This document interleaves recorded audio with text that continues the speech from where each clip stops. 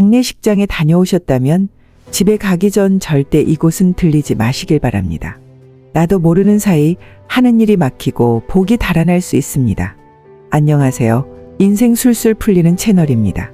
살아가면서 주변 사람들의 경조사를 챙기게 되죠.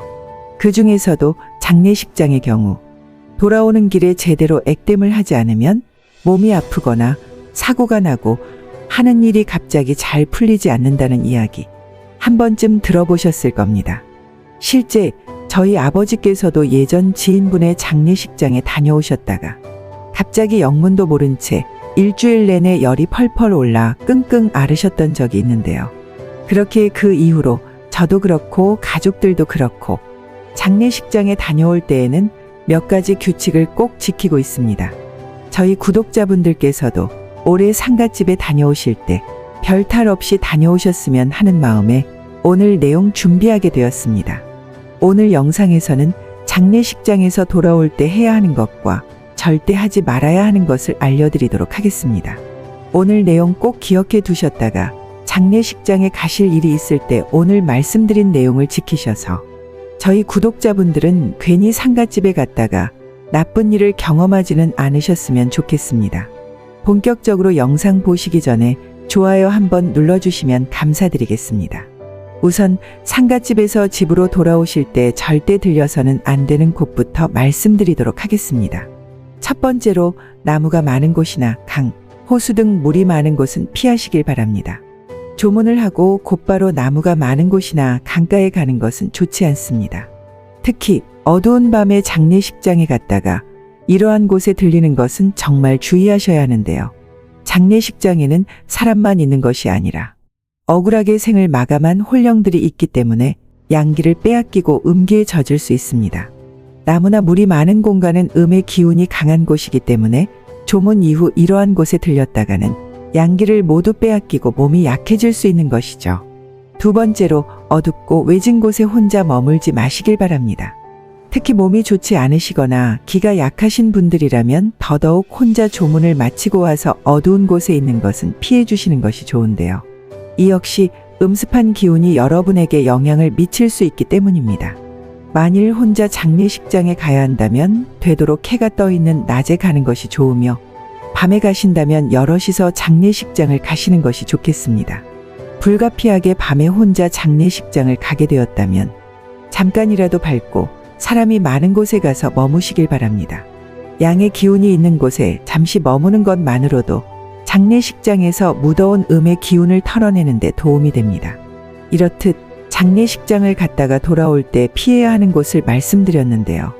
평소 기가 허하거나 몸이 좋지 않으신 분께서 장례식을 가야만 한다면 피해야 하는 곳을 알고 계시더라도 여러모로 걱정이 되실 것입니다.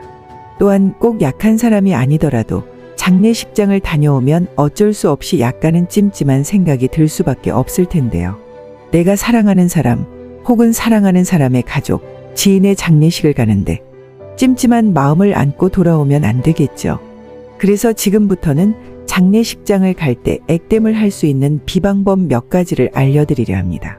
우선 첫 번째로 장례식장에 다녀온 날 고춧가루와 소금을 섞어 대문 현관문 앞에 뿌려두는 것입니다. 소금과 고춧가루는 귀신을 막는 음식 중 하나인데요. 그래서 제삿날에 절대 상에 올리지 않는 음식 재료이기도 하죠.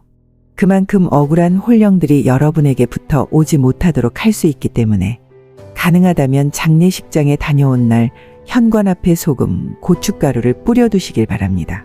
두 번째, 장례식장에서 집으로 오기 전에 공중화장실을 들리시는 것이 좋습니다.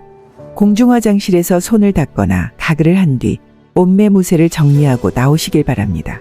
손을 닦거나 가글을 하는 과정에서 애군이 씻겨나가게 되며 옷매무새를 정리하면서 옷을 털면 애군도 같이 털어질 수 있기 때문입니다. 세 번째로 십자가, 묵주, 염주 등을 지니고 조문을 가는 것입니다. 자신이 믿는 종교에 따라 십자가, 묵주, 염주 등을 지니고 장례식장에 간다면 장례식장에 다녀와서 생길 여러 가지 부정적인 일들을 막을 수 있습니다. 아무리 한이 많은 홀령이라고 하더라도 교회, 절, 성당에는 접근을 하지 못하기 때문인데요. 그렇게 이러한 종교적인 물건을 가지고 가시고 장례식장을 벗어나서는 이것들을 손에 쥐고 있거나 주머니에 손을 넣어 이러한 물건을 만지시기를 권장드립니다. 네 번째, 붉은 팥을 주머니에 몇 알 넣어가는 것입니다. 예로부터 팥은 가장 양기가 강한 곡식으로 알려져 있습니다. 그래서 무속인들은 귀신을 쫓아내기 위해 팥을 뿌리고, 우리 조상들은 1년 중 음기가 가장 강한 동짓날에 귀신이 오지 못하도록 하기 위하여 붉은 팥을 잔뜩 넣은 팥죽을 쏘어 먹은 것이죠. 팥알을 몇 알 주머니에 넣어 조문을 가는 것만으로도 장례식장을 다녀온 이후 있을 안 좋은 일들을 예방할 수 있답니다. 지금까지 장례식장에서 할 수 있는 여러 비방을 알려드렸는데요. 한 가지 오해하지 않으셨으면 하는 부분이 있습니다. 그것은 바로 여러분이 조문을 가는 고인 당사자가 찜찜해서 액땜, 비방을 하는 것이 아니라는 점입니다. 장례식장에서는 여러 사람의 장례가 치러지기 때문에 수많은 홀령이 있을 수밖에 없는데요. 그 많은 홀령 중 이승에 한이 남은 홀령이 혹여 조문을 온 사람들에게 다가올 수 있어 이러한 비방을 하는 것이죠. 마지막으로 오늘 영상 내용을 정리해드리겠습니다. 우선 상가집에서 집으로 돌아오실 때에는 나무나 물이 많은 곳 혹은 혼자 어두운 곳에 가는 것을 피하시길 바랍니다. 또한 장례식장에 갔다 온 날 현관 앞에 소금과 고춧가루를 뿌려두거나 집으로 오는 길에 공중화장실에 들리는 것, 십자가, 묵주, 염주 등의 종교적인 물건을 가져가는 것 혹은 붉은 팥을 가져가는 것은 모두 장례식장에 들림으로 인해 여러분께 발생할 수 있는 여러 좋지 않은 일들을 예방해 줄 수 있습니다. 물론 이러한 것이 다 미신이다, 이렇게 생각하시는 분들도 계실 것이고, 이미 예전 장례식장을 다녀올 때 이러한 액땜이나 비방을 하지 않았는데도 별일이 없었다 하시는 분들도 계실 텐데요. 사실 이러한 분들은 기가 세고 또 건강하여 귀신이 함부로 영향을 미치기 어려운 사람일 확률이 높습니다.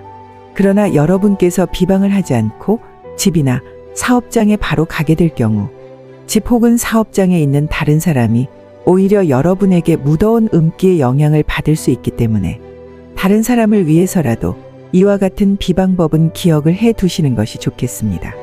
영상을 보신 여러분들은 보다 마음 편하게 조문을 하고 오실 수 있으실 것이라 생각합니다. 오늘 영상이 도움되셨다면 구독과 좋아요 한 번씩 부탁드리겠습니다. 영상 끝까지 보아주셔서 감사드립니다.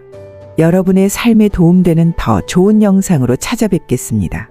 지금까지 인생 술술 풀리는 채널이었습니다.